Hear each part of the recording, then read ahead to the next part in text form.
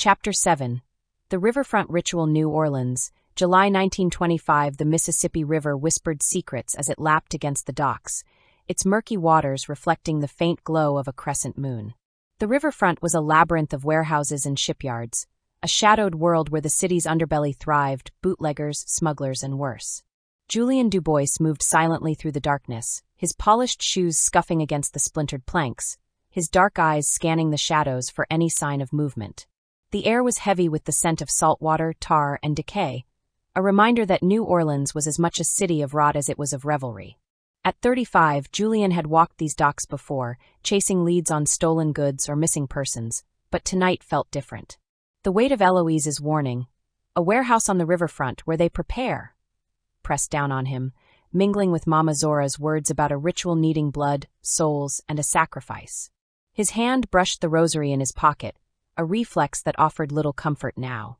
The Catholic prayers he'd once clung to felt like whispers against the storm brewing in his gut, a storm fueled by the memory of the spirit girl from his childhood, her hollow eyes, her whispered voice, a past he couldn't outrun. If he was the marked one the ritual demanded, as Mama Zora had hinted, then every step he took brought him closer to a fate he wasn't sure he could escape. Celeste Moreau moved beside him, her black gown replaced with a practical blouse and trousers she'd borrowed from a friend, her auburn hair tucked under a newsboy cap to blend in. At 28, she was a vision of defiance, her green eyes sharp with focus, her small derringer gripped in her hand. She'd insisted on coming, despite Julien's protests, her journalist's hunger for the truth outweighing the danger. Julien didn't like it, didn't like the way she seemed to court trouble, but he couldn't deny her courage, or the way her presence steadied him, even as it unnerved him. "There," Celeste whispered, pointing to a dilapidated warehouse at the edge of the docks, its windows boarded up, its roof sagging under the weight of neglect. A faint glow flickered through the cracks in the boards, and the air around it felt wrong, heavy, charged with a malice Julien couldn't name. "That's got to be it." Julien nodded, his hand brushing the revolver holstered at his side. "Stay close," he said, his Creole accent soft but firm. "We don't know what's in there. If it gets bad, you run, you hear me?" Celeste's lips curved into a faint smirk, though her eyes betrayed a flicker of fear.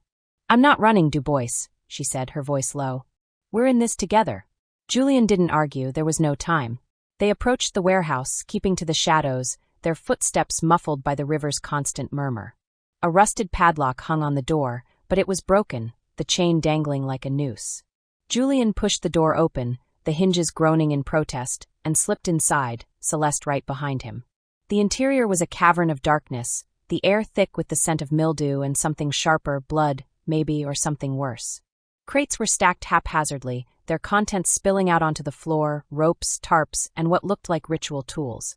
A dagger with a bone handle, a bowl crusted with dark stains, a bundle of herbs tied with red string. A single lantern hung from a beam, casting a sickly yellow glow across the space.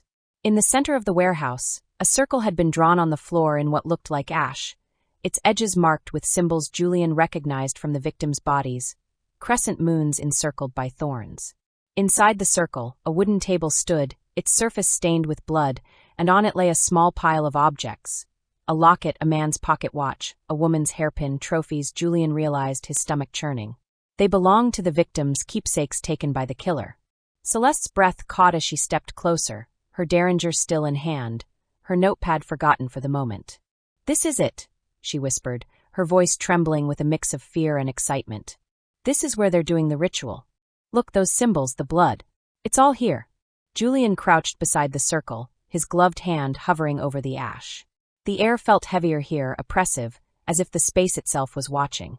"They're not just killin' for blood," he said, his voice low, his Creole accent thickening with unease. "They're talking something else, souls, like Mama Zora said. This circle. It's a trap, a way to bind 'em." Celeste nodded, her eyes scanning the table. She reached for the locket, her fingers trembling slightly as she opened it. Inside was a photograph of a young woman, the girl from Bourbon Street, her face frozen in a smile that would never see another day. "This was hers," Celeste said, her voice breaking. "They're keeping pieces of them." "Why?" Before Julien could answer, a sound echoed through the warehouse, a low, guttural growl that sent a chill down his spine. He stood, drawing his revolver, his eyes darting to the shadows at the far end of the room. "We're not alone," he whispered, stepping in front of Celeste, his body a shield between her and whatever was coming. The shadows moved, coalescing into a figure, a man, or something that had once been a man. He was tall, gaunt, his skin pale as death, his eyes glowing with a sickly red light. His lips parted, revealing fangs that glinted in the lantern's glow, and his voice was a hiss, like wind through a graveyard. "You shouldn't have come here," he said, his words dripping with malice. "The ritual isn't for you to see." Julian's heart pounded, his hand steady on the revolver despite the fear clawing at his chest. He'd seen evil before, but this was different. This was the stuff of nightmares, the blood drinkers Mama Zora had warned him about. "Stay back," he said, his voice a growl of its own.